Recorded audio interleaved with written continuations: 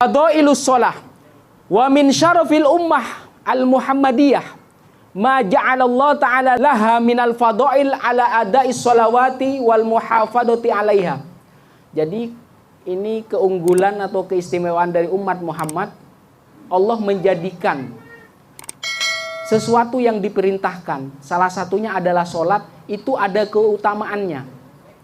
Keutamaan bagi orang yang melaksanakan dan menjaga. Jadi bukan hanya melaksanakan saja, tetapi menjaga. Maksudnya apa? Menjaga kedawamannya.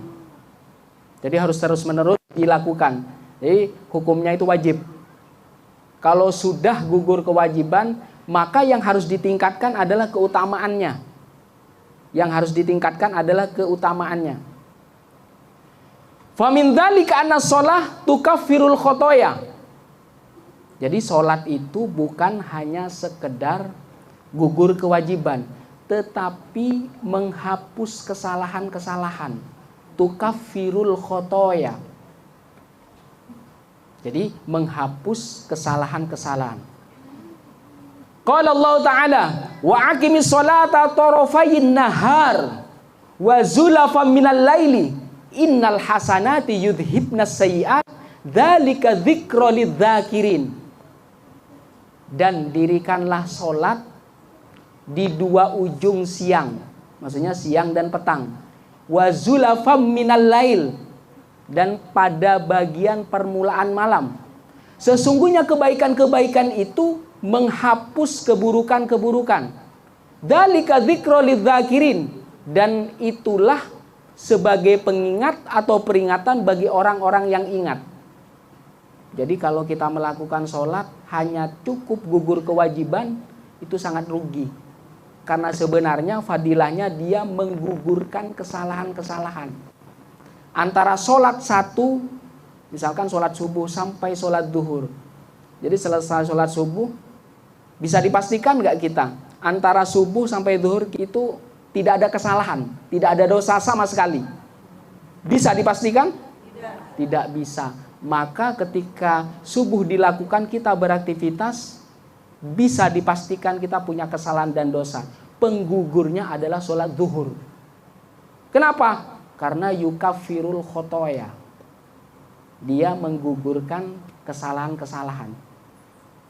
Jadi mulai saat ini jangan hanya sekedar gugur kewajiban, tetapi yakinlah di dalam diri kita kesalahan yang tadi yang saya lakukan sebelum duhur itu akan terhapus dengan saya sholat duhur. Itu yang harus diyakinkan. Nah itu. Kenapa? Karena sebenarnya kebaikan-kebaikan itu menghapus keburukan-keburukan. Biar apa? Agar menjadi peringatan bagi orang yang mengingat. Ini sebenarnya intinya adalah ini mencetak kualitas diri, kepribadian. Kepribadian seorang mukmin yang benar-benar unggul. Rawas Syaikhani an Abi Hurairah radhiyallahu anhu. Ini diriwayatkan Abi Hurairah. Sami'tu Rasulullah sallallahu alaihi wasallam yaqul, "Ara'aitum law anna naharon bi babi ahadikum yaghtasilu fihi kulla yaumin khamsa marrat. Hal yabqa min daronihi syai'?" Qalu la yabqa min daroni ay wasahihi syai'un faqala fakadzalika matalus shalah matalus shalawatil khams yamhullah bihinnal khotoya ay as-saghair. Ada di sini yang mandi sehari semalam 5 kali ada? Maksimal berapa kali? 2. Kalau orang sholat 5 waktu, dia seperti orang yang mandi 5 kali. Ara'aitum, tidaklah kalian lihat kalau seandainya sungai, salah satu dari kalian mandi kulla yaumin, setiap harinya, khamsa marrat, 5 kali mandinya di sungai itu. Hal yabqa min daroni syai', apakah masih ada kotoran? Qalu la yabqa min daroni, jadi nggak ada kotoran, bersih. Maka sama, orang yang mandinya 2 kali itu pun sudah bersih. maka Allah menyiapkan nahar. Nahar itu sungai. Jadi sholat itu bagaikan sungai dia. Kalau kita melaksanakan dawam 5 waktu, subuh, duhur, asar, maghrib, isya, itu seolah-olah kita mandi. Mandi bukan bersih badan saja, tetapi dosa dan kesalahan. Kesalahan yang seperti apa? Yang kecil-kecil saja, as-shaghair. Kalau yang besar masih belum bisa dibersihkan dengan sholat. Harus bertobat. Jadi yang kecil-kecil, ai as-shaghair, kesalahan-kesalahan ai as-shaghair. Jadi kesalahan-kesalahan yang kecil, bukan kesalahan-kesalahan besar. Ammal kabair fala buddalah min taubati kama dalla ala dzalika hadits Muslim wa Tirmidzi an Abi Hurairah radhiyallahu anhu anna Rasulullah sallallahu alaihi wasallam qol. Adapun kalau kabair, jadi kalau yang dosa-dosa besar itu dengan bertobat. Jadi sholat itu hanya membersihkan yang kecil-kecil. Dari kita mulai wudhu itu sudah dibersihkan dia. Dari wajah, kemudian kedua tangan, sebagian rambut dan kepala, sampai kaki, itu sudah pembersihan. Ditambah sholat, tambah bersih lagi. Apalagi 5 kali sehari. 5 waktu. Itu bagaikan mandi di sungai. Kenapa sungai? Sungai juga suci. Karena terus berganti. Jadi airnya terus berganti. Yang 2 kali aja bersih ya, apalagi 5 kali. Bukan berarti mengerjakan sholat duhur asar saja, enggak. Jadi 5 kali. Jadi secara akal itu kita mandi 2 kali sudah bersih, apalagi 5 kali. Jadi 5 kali itu disempurnakan dengan mendawamkannya. Karena kita tidak tahu antara zuhur dan asar. Tidak bisa memastikan kita itu tidak punya khotoya, tidak punya kesalahan-kesalahan kecil. Pasti ada. Maka pembersihnya itu ada di asar. Antara asar dan maghrib, pembersihnya ada di maghrib terus seperti itu. Sampai kita jaga, sampai sakaratul maut. Jadi sudah bersih. Jadi bukan terbebas dari dosa. Selama orang masih punya keinginan untuk sholat, bertekad untuk mendawamkan sholat, maka kemungkinan dosa-dosa dan kesalahannya itu diampuni Allah. Maka jangan berputus asa. Orang yang banyak dosanya, khususnya kecil-kecil ya. Jadi kalau kecil-kecil bisa dihapus dengan sholat. Ditambah dia, kalau punya dosa-dosa besar, maka tambah dengan taubat. Taubat yang seperti apa? Taubatun nasuha. Taubat yang ada nilai kesadarannya. Kesadaran di dalam hati, di dalam pikiran, dan di dalam tindakan. Maka ketika orang sudah bisa melewati itu semua, kualitas kepribadian dia akan meningkat. Pastinya status sosialnya juga akan meningkat. Karena sebenarnya sholat itu bukan hanya menggugurkan kewajiban saja, tetapi ada keutamaan-keutamaannya. Bahkan yang akan kita bahas selanjutnya, yarfa'ud darajat. Dia mengangkat derajat. Maka tidak ada kotorannya kalau dia terus melakukannya. Tapi kalau berhenti sholatnya berhenti setahun, berarti kotorannya menumpuk selama setahun. Saya ntar mau mandi tahun depan. Itu berarti sholatnya setahun akan datang. Iya kalau hidup terus. Kalau mati, itu kita tanggung. Kenapa di sana mendirikan, bukan melaksanakan? Aqimis sholat, mendirikan sholat. Karena sholat itu, dia itu pangkal dari perkara-perkara kehidupan kita. Bahkan kehidupan akhirat kita. Maka doa Rasulullah itu ada, aslih lana dinanalladzi huwa ismatu amrina. Itu. Jadi perbaiki agamaku karena sholat adalah bagian dari agama kita, maka perbaikilah agamaku karena agama ini apa? Menjadi ismah, penjaga kita. Jadi kalau kita tidak mendirikan bagian dari agama ini yaitu sholat, maka bisa dipastikan perkara-perkara hidupnya akan ambruk, rontok, ambruk dia. Dengan apa kita membersihkan dosa-dosa kecil? Karena kita tidak mendawamkan sholat. Jadi kenapa harus dawam? Yaitu fungsinya itu, membersihkan. Jadi antara subuh dan zuhur, kesalahan antara subuh dan zuhur dibersihkan pada sholat zuhur. Begitu seterusnya. Jadi untuk saat ini harapannya bukan gugur kewajiban, tetapi membersihkan dosa-dosa kecil. Rasulullah SAW bersabda, as-shalawatul khamsu. Jadi sholat 5 waktu. Wal jum'atu ilal jum'ah. Ditambah dengan sholat Jumat ke Jumat lainnya. Wa fi riwayatin Ramadan ila Ramadan. Bulan Ramadan sampai Ramadan. Kafaratun lima bainahunna. Itu sebagai penghapus dosa antara waktu itu. Jadi antara sholat tadi, antara zuhur ke asar. Terus seperti itu ya. Antara Jumat ke Jumat. Antara Ramadan ke Ramadan. Kafaratun lima bainahunna. Jadi menjadi penghapus.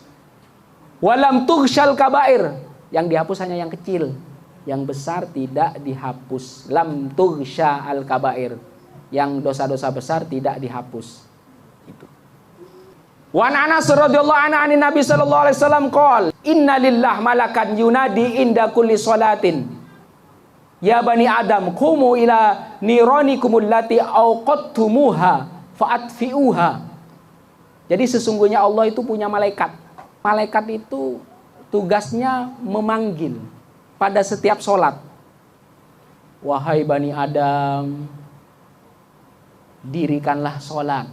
Kumu ila niranikum. Karena sesungguhnya kehidupan itu kan kita tidak terlepas dengan kesalahan, dengan dosa. Baik itu kesalahan antar manusia atau kesalahan kita kepada Allah. Bahkan kepada makhluk yang lainnya. Maka apa? Ketika kita berdiri untuk sholat, sama saja kita itu sudah memadamkan api neraka. Jadi kumu ila niranikumul lati awqattumuha. Api neraka yang kamu hidupkan. Jadi menghidupkan api neraka itu berbuat kesalahan, lantas kita tidak mau meminta maaf. Lantas kita tidak meminta ampun kepada Allah. Maka matikanlah kesalahan dan dosamu itu dengan sholat. Fa'atfi'uha, maka matikanlah bara api itu dengan sholat. Wal muradu bin niron huna adzunub. Maksudnya api di sini adalah dosa dan kesalahan, adzunub. Jadi kalau orang punya dosa kecil banyak, itu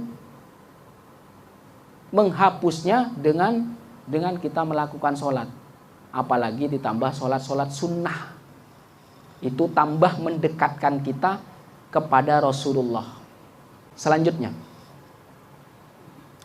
wa an Abi Muslim Ats-Tsa'labi qala dakhaltu ala Abi Umamah radhiyallahu an wa huwa fil masjid faqultu ya Abu Umamah inna rajulan haddatsani anka annaka sami'ta Rasulullah yaqul. Ini ada seorang sahabat yang ngomong kepada Abu Umamah, wahai Abu Umamah, aku mendengar kamu mendengar Rasulullah itu bersabda, man tawaddo'a fa asbaghal wudu. Barang siapa yang berwudu menyempurnakan wudu, fa ghassala yadaihi. Barang siapa yang berwudu menyempurnakan wudu, dia membasuh tangannya, dua tangannya, wa wajhahu, mukanya, wa masa ala ra'si wa udunaihi, tsumma qala ila salatin mafrudatin ghafarallahu lahu fi dzalikal yaum ma masyat ilaihi rijlahu. Jadi barang siapa yang menyempurnakan wudu, membasuh muka, membasuh dua tangan, sebagian kepala, kemudian dia bangun, selesai wudu, bangun sholat, maka kesalahannya diampuni karena kaki itu mau berjalan ke tempat yang buruk misalkan. Itu diampuni gara-gara itu wudu. Apalagi ditambah dia mendirikan sholat. Itu sebagai penghapus dosa. Dosa yang ada di kepala kita karena dibasuh air wudu, tangan kanan dan kiri, sebagian kepala sampai kaki kita yang berjalan ke tempat yang buruk, itu diampuni. Ma masyad ilaihi rijlahu. Jadi kemana kaki itu berbuat kesalahan, maka itu diampuni. Wa qabadat alaihi yadayu, apa yang dipegang tangan. Jadi tangan kirimu memegang sesuatu yang buruk misalkan, yang tidak dikehendaki Allah atau melanggar ketentuan Allah. Wa sami'ilahi udunahu, dan yang mendengarkan sesuatu yang buruk-buruk. Kalau itu dosa, wa nadharat ilaihi ainahu, dan mata ketika memandang yang buruk juga. Wa haddatsa bi nafsihi min su'in faqala Abu Ma wallahi qad sami'tuhu min Rasulillah miraron. Dan itu semuanya diampuni. Jadi dari semenjak wudhu sampai kita melakukan sholat, itu dosa-dosa kecilnya diampuni. Saya mendengar itu dari Rasulullah miraron, sering, berkali-kali. Jadi mulai sekarang mengerjakan sholat bukan hanya untuk gugur kewajiban, tetapi harus tekadkan, yakinkan itu penghapus kesalahan dan dosa kita. Maka perkara-perkara hidup kita menjadi ringan. Siapa tahu kesulitan yang ada di diri kita itu gara-gara kesalahan dan dosa-dosa kita yang diperbuat kita di masa lalu. Inilah yang menjadi pertanyaan kita. Maka kalaupun itu sudah dilakukan, jangan berputus asa. Masih ada sholat, masih ada wudhu yang membersihkan itu.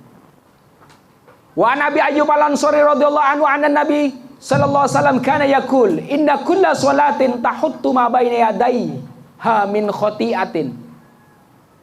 Salat dan salat, dari wudhu kemudian salat. Jadi misalkan salat subuh sampai salat zuhur, itu menghapus kesalahan antar salat itu dari wudhu. Berarti kalau sholat 5 waktu, wudhunya berapa?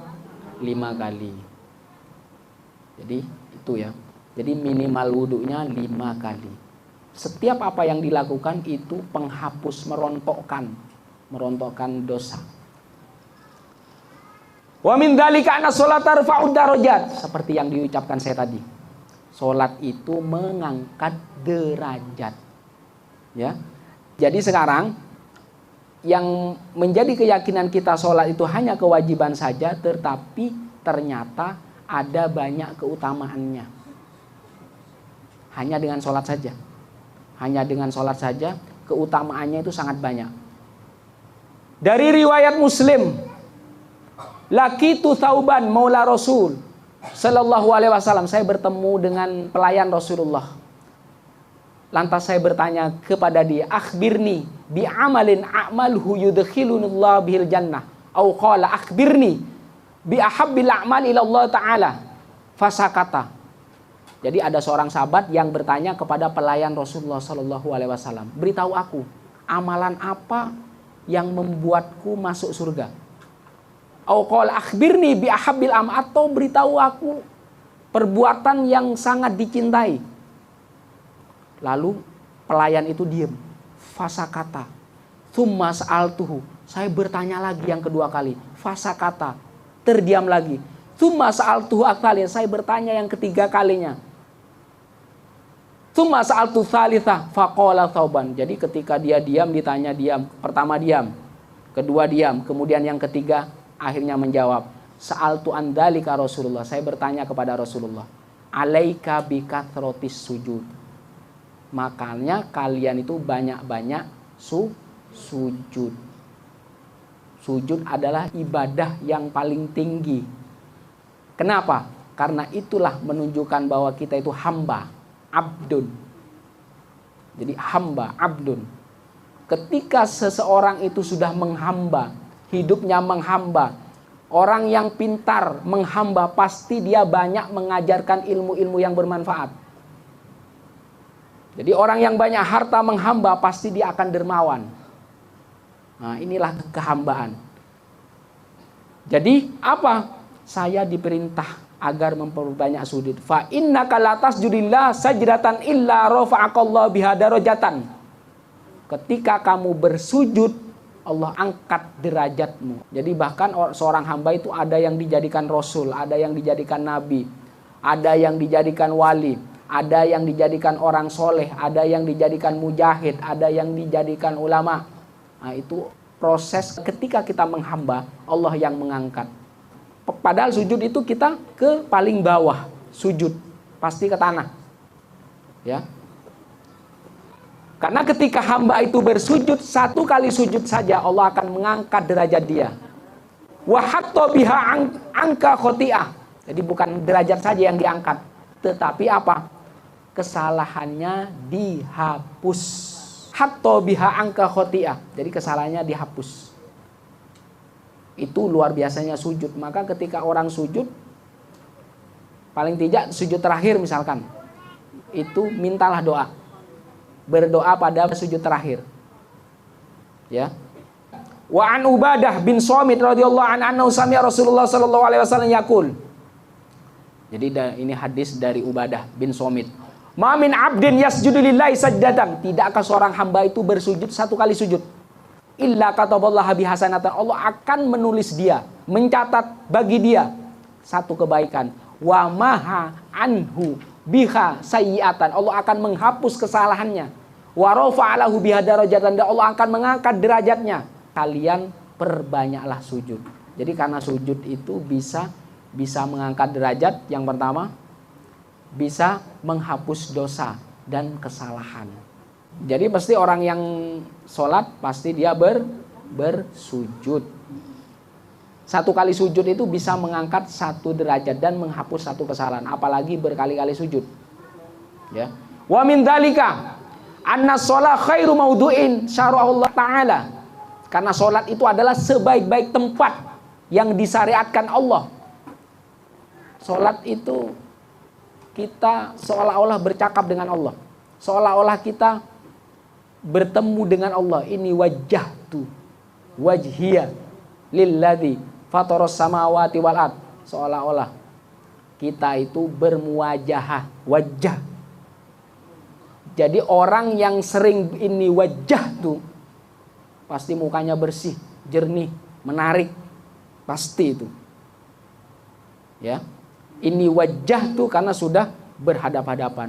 Makanya ketika ada kotoran kita dalam sholat, misalkan kita membuang ya, itu jangan buang ke depan, jangan ya, jangan membuang ke samping kanan, jangan, tapi buanglah ke bawah kiri, kalaupun itu terpaksa. Kenapa? Karena Allah ada di depan kita, seolah-olah ada di depan kita. Kenapa kok tidak boleh ke yang kanan? Kenapa? Karena di kanan itu malaikat. Malaikat itu sebenarnya melihat kita sholat. Bahkan ketika sholat, walaupun amin. Nah, malaikat juga bilang amin. Jadi itu ya. Jadi anna sholat khairul amal. Jadi sesungguhnya sholat itu sebaik-baik perbuatan. Wa'lamu anna khairu a'malikum sholat. Maka ketahuilah, sebaik-baik perbuatan-perbuatanmu adalah sholat. Wala yuhafidhu alal wudu illa mu'min. Jadi tidak ada seorang pun yang bisa menjaga wudu kecuali orang-orang yang mukmin. Orang mukmin itu adalah orang yang yakin. Orang yang punya keimanan, orang yang punya keyakinan. Wa min dzalika anna sholat sifaut lil arwai wal asbah. Jadi kenapa sholat itu bisa apa? Penyembuh ruhani dan pengusir setan. Ya. Wal asbah.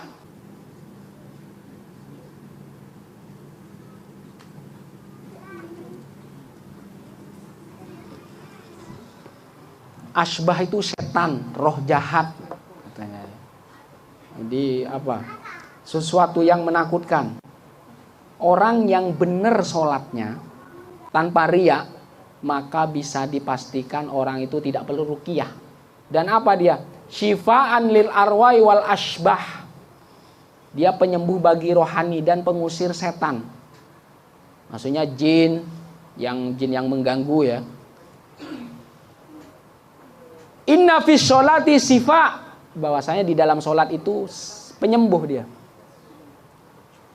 Sami'tu Rasulullah sallallahu alaihi wasallam yaqul khamsu shalawatin katabahunna 'alal ibad faman ja'a bina wa lam yudayyi minhunna syai'an istighfafan bihaqqihinna bahwasanya seseorang yang sudah melakukan sholat 5 waktu, Allah tidak akan menghilang-hilangkan, tidak akan menyia-nyiakan sedikit pun dari kita melakukan sholat.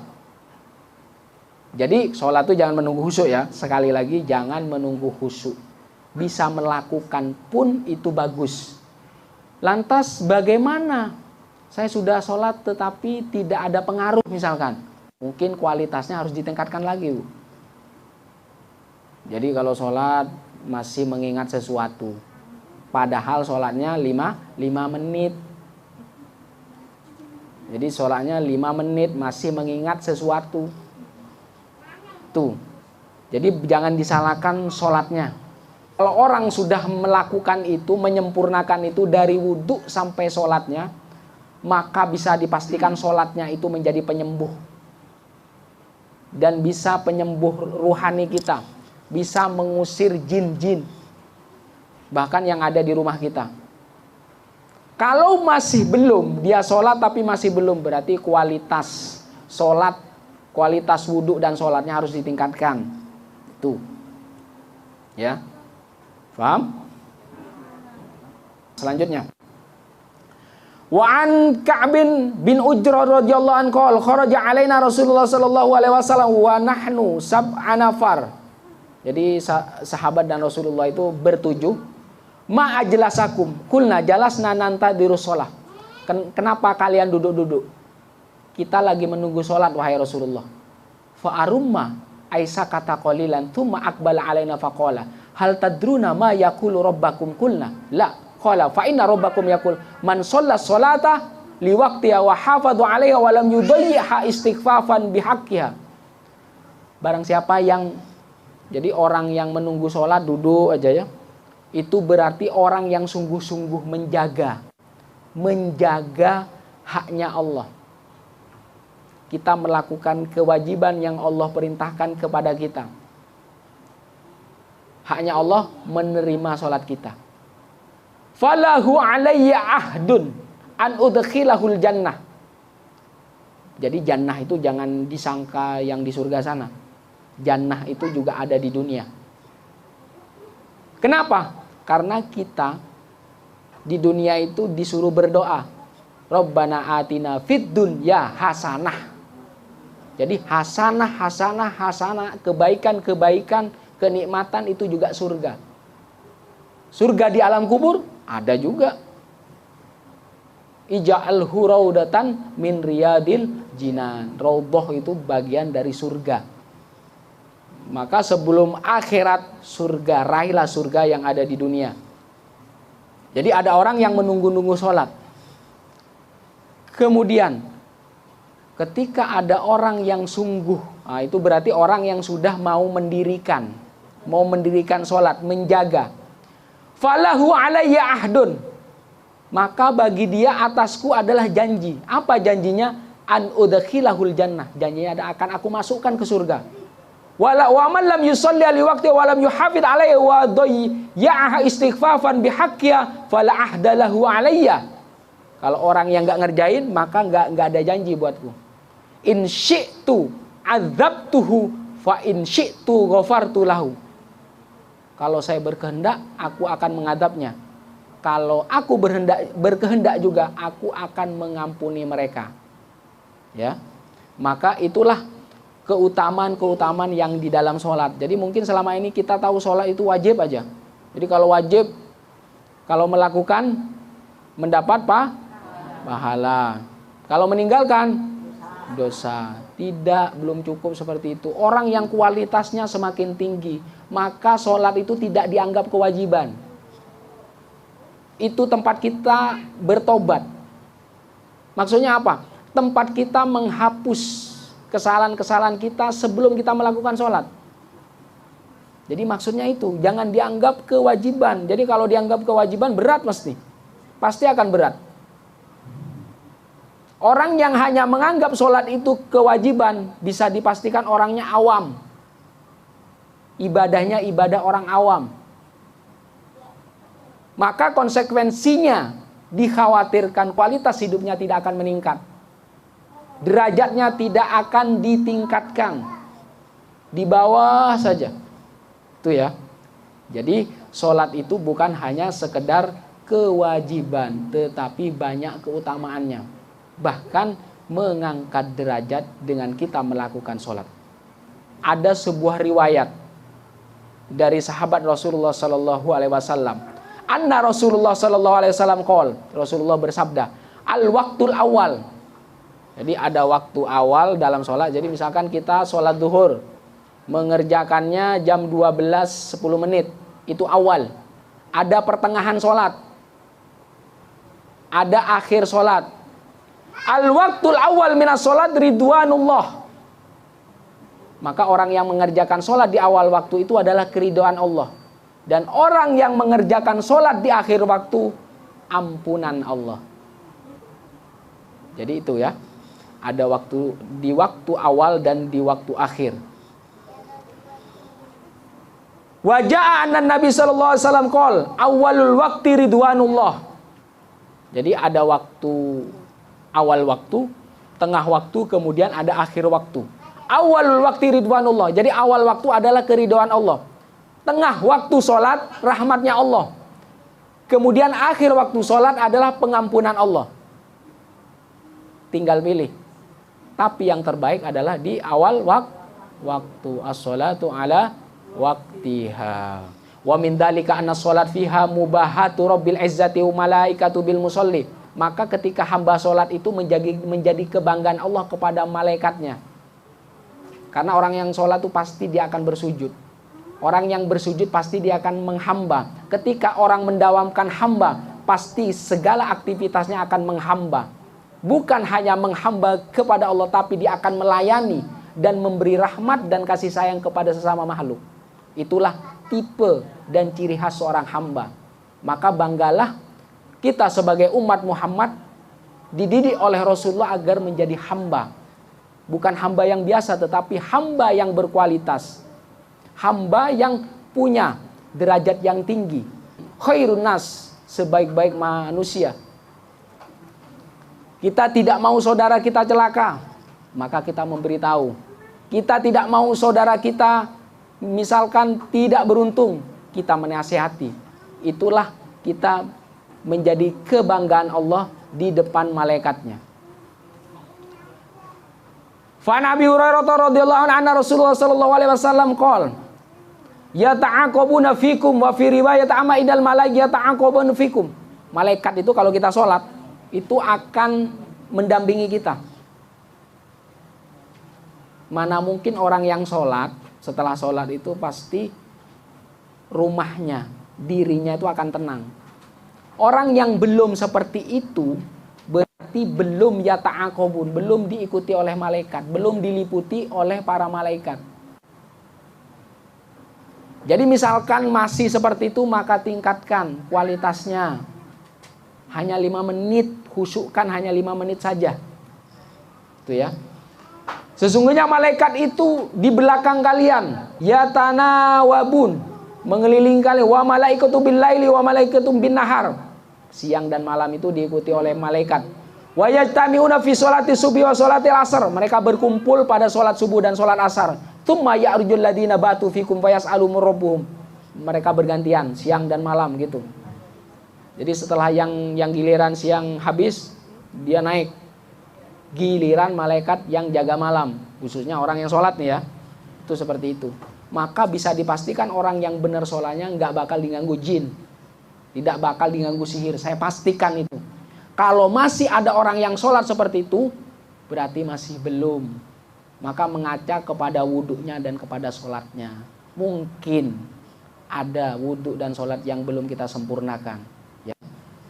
Kaifa taraktum ibadi fayaqulu taraknahum wa yusalluna wa atainahum wa hum yusallun. Bahkan malaikat itu melapor ke Allah, hamba ini sholat mulu ya Allah. Jadi waktu datang dia sholat. Nah, sholat. Ketika hamba itu sholat, maka malaikat itu selalu mendoakan amin, amin, amin. Jadi kalau ada kebaikan, baik yang dilihat, ditulis, didengarkan, maka bilang amin. Malaikat pun ketika dalam sholat itu melafalkan kata amin, kabulkanlah. Karena malaikat juga ikut mendoakan kita. Jadi yang mendoakan kita bukan yang dohir saja, yang kelihatan, bahkan yang tidak kelihatan itu mendoakan kita. Maka kenapa kita berbaik sangka kepada Allah, berhusnudzon? Itulah fungsi kita sebagai hamba. Jangan sampai berburuk sangka. Kalau sudah berburuk sangka, yang keluar pasti negatifnya. Negatifnya terus saja. Ini yang membuat kita ruwet, yang membuat kita sulit, yang membuat pikiran kita buntu. Itu. Jadi kalau kita sudah berbaik sangka, apakah kita bisa memastikan waktu sekarang ini yang awalnya kita ditakdirkan muntah karena ada yang mendoakan kita sehat-sehat saja? Itulah fungsi iman. Fungsi iman itu meyakini sesuatu yang tidak kelihatan. Itulah kita harus berbaik sangka. Jangan yang dilihat aja yang diyakini. Jangan pakai ainul yakin terus. Pakai sekali-kali hakul yakin. Ada tidak ada tetap yakin. Mau seperti apapun tetap yakin. Mau keadaan apapun tetap yakin. Nah, itu namanya berbaik sangka. Karena Allah itu akan mengabulkan doa kita ketika kita berbaik sangka dulu. Kalau sudah berburuk sangka, apalagi ketika orang itu pengen cepat-cepat dikabulkan. Itu apa? Itu doa yang tidak mungkin terkabul karena kita sudah tergesa-gesa. Saya sudah berdoa tetapi kok belum dikabulkan. Itu sudah dipastikan tidak bakal terkabul. Karena kita sudah tergesa-gesa. Yang menentukan, yang mengatur Allah, kita minta agar dipercepat. Disuruh mendekat, kagak mau. Itu ya. Jadi permintaan itu, kita pengen meminta kepada seseorang itu kan asalnya dekat dulu. Ya kan? Asalnya dekat. Jadi kalau jauh, hei minta hei. Ya kan? Tapi kalau sudah dekat, itu namanya munajat, Bu. Ada doa sama munajat. Munajat itu artinya berbisik-bisik. Jadi kekasih Allah itu kalau berdoa tuh hanya terdetik di dalam hati mereka. Saya pengen ini dia. Jadi banyak orang itu meminta doa ke mereka, hanya cukup dia itu hanya bermunajat saja. Ya. Jadi munajat itu artinya berbisik-bisik, berdoa dengan tidak diketahui orang lain, hanya dia dan Allah saja. Itu namanya munajat. Jadi jangan meminta terus, tetapi pastikan kita dekat dulu. Jadi kalau sudah dekat, kita meminta sesuatu tanpa suara keras, hanya bisik-bisik saja.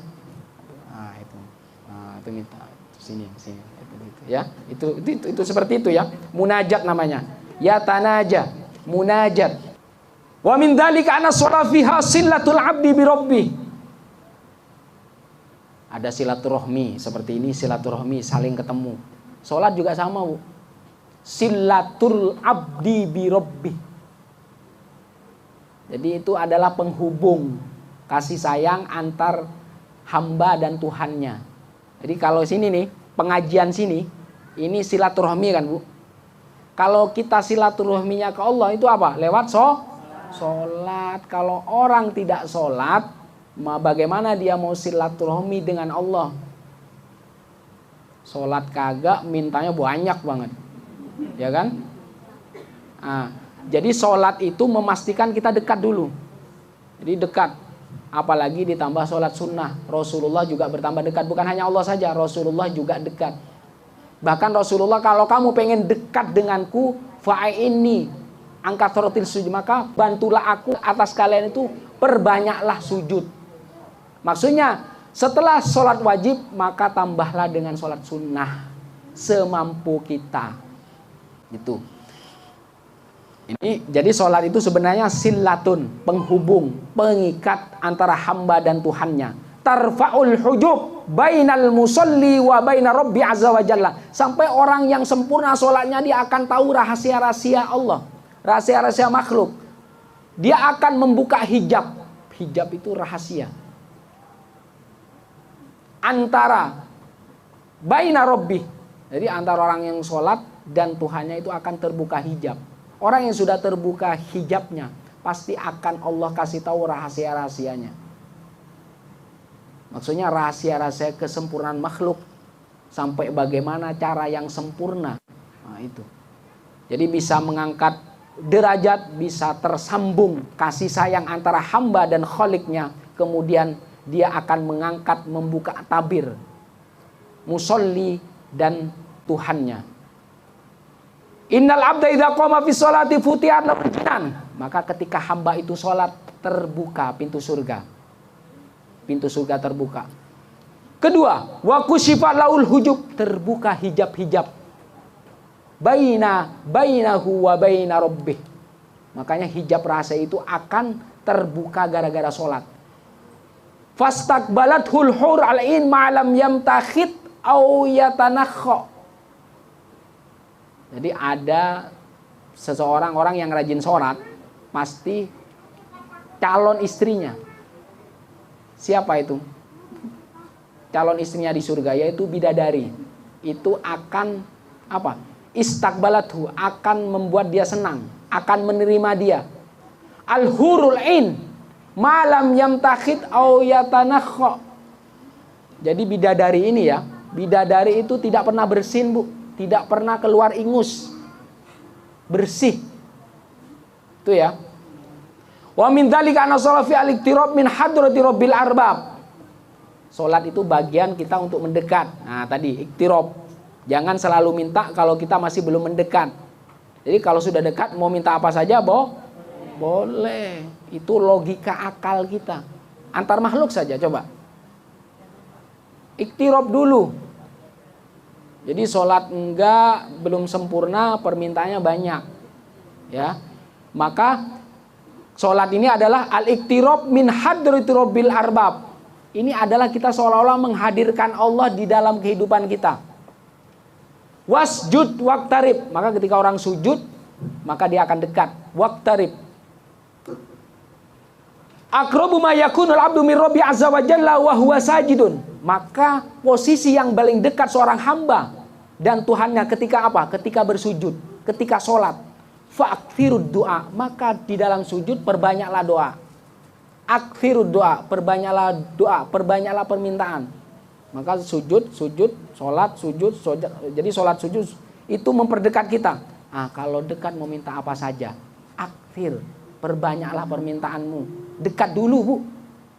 Jadi kalau dekat mau minta apa saja, mau minta fa'akthir, perbanyaklah doa permintaan. Wa inna makana fis sujud qurbun khosun. Jadi di dalam sujud itu apa? Dia kedekatan yang khusus antara hamba dan Tuhannya. Lamma fi man mihdudul lil ubudiyah wa limaqam izzatir rububiyah. Ini adalah kehinaan seorang hamba. Budak itu kan hina. Maka ketika kita bersujud menunjukkan kehinaan kita. Yang paling mulia itu ada Allah. Jadi bersujud untuk siapa? Limaqami izzatir rububiyah. Jadi kepada Allah yang punya makom ketuhanan yang tinggi. Wa min dzalika anna sholata fiha munajatu rabbil izzah. Salat itu berbisik-bisik kepada Allah Rabbul Izzah. Jadi kalau sudah sujud, sholat terus seperti itu. Udah banyak sujudnya, banyak sholatnya, maka minta juga yang banyak. Fa'akthirud doa. Maka orang yang sudah dekat, maka dia boleh bermunajat tanpa suara lantang. Kalau jauh harus pakai speaker, harus kita berteriak. Itu secara logika ya kalau jauh. Tapi kalau sudah dekat bahasa isyarat, maka disebut munajat. Innal mu'min idza kana fi sholati fa inna ma yunaji rabbah. Sesungguhnya orang beriman, orang yakin, sempurna imannya. Kalau dia sholat itu sudah bagian dari munajat dia. Jadi seolah-olah dia berbisik, boro-boro memikirkan hal lain. Hanya 5 menit loh. Hanya 5 menit gunakan munajat. 5 menit saja. Atau paling lama 10 menit. Fala yabzuqanna baina yadayhi wala an yamini. Maka jangan yabzuk, jangan meludah. Tuh. Fala yabzuqanna baina yadayhi wala an yamini. Jangan meludah ke depan. An yamini, jangan meludah ke kanan. Walakin an yasari au tahta qadami. Tapi meludahlah kalau terpaksa ya ke sebelah kiri. tuh. Atau apa? Di kaki kirinya, tahta qodamai. Tuh. Gitu. Jangan ke depan, jangan ke kanan, tetapi sebelah kiri atau ke bawah gitu ya. Itu hadis Rasulullah sallallahu alaihi wasallam. Idza qama ahadukum ila sholati fala yabzuk amama fa inna ma yunaji Allah ma dama fi musallahu. Kenapa tidak boleh kita meludah ke bagian depan? Karena kita lagi bermunajat, Bu, lagi meminta sesuatu nih. Jadi kalau kita, Bu, minta kita meludahi dia, apa boleh? Apa permintaannya akan diterima? Maka ketika kita bermunajat dan itu menghadap ke depan dan di depan kita itu seolah-olah Allah, maka dilarang meludah ke depan. Karena kita lagi meminta sesuatu. Kalau kita meminta sesuatu harapannya akan diberi. Kalau kita meludah ke depan tidak akan diberi karena sudah meludah. Nah, itu ya. Kenapa tidak boleh meludah ke depan? Wala an yamini. Kenapa tidak boleh meludah ke arah kanan? Fa inna an yamini malakan, karena di bagian sebelah kanan itu ada malaikat. Amin. Tuh. Itu mengurangi terkabulnya doa. Wal yabsuk an yasari au tahta qadamai fayadfinha. Kalau dulu, Bu, kalau dulu sholat itu bukan di keramik kayak gini, bukan di karpet. Dulu sholatnya itu di atas tanah. Dulu sholatnya itu sahabat tuh di atas tanah. Jadi kalau ada sahabat terpaksa meludah di waktu sholat, dia di sebelah kiri kaki kan. Di sini disebutkan fayat finha, maka itu akan ditutup oleh tanah, harus ditutup itu, harus ditutup pasir atau ditutup tanah. Wa min dzalika anna sholat fiha at-tawajjuh wal iqbal 'ala Allah. Jadi sholat itu bagaikan tawajjuh, bagaikan kita berhadap-hadapan dengan Allah. An Ibni Umar radhiyallahu an qol idza kana ahadukum yusalli fala yabzuk qibala wajhi fa innallaha qibala wajhi idza shalla. Ini sama seperti tadi, jangan meludah ke depan karena Allah ada di depan kita, seolah-olah ada di depan kita. Inna sholata fiha dzikrul abdi rabbah, dzikru ta'ala li abdi fa aqimis sholata li dzikri. Karena sesungguhnya salat itu mengingat aku, jadi mengingat Allah. Wa min dzalika anna sholata fiha ta'minul malaikati aitakul liqiraatil Fatihah amin. Jadi kenapa tidak boleh meludah ke bagian kanan? Karena malaikat itu mengamin, takmin, mengaminkan. Faman wafaqa ta'minu ta'minahum. Barang siapa orang yang mengaminkan, dia sudah mengaminkan para malaikat. Ghufira lahu ma taqaddama min dzambi. Maka ketika kita bilang amin, malaikat mendoakan kita amin, maka dosanya yang lalu diampuni. Jadi ada kebaikan, mau dia penglihatan, tulisan, kata-kata, itu kebaikan maka aminkan. Apalagi di dalam sholat ya, malaikat juga mengucapkan amin. Semoga dosa-dosa kita diampuni oleh Allah Subhanahu wa taala. Dan semoga mendapatkan jalan keluar, dan semoga Allah angkat kesulitan-kesulitan kita. Wassalamualaikum warahmatullahi wabarakatuh.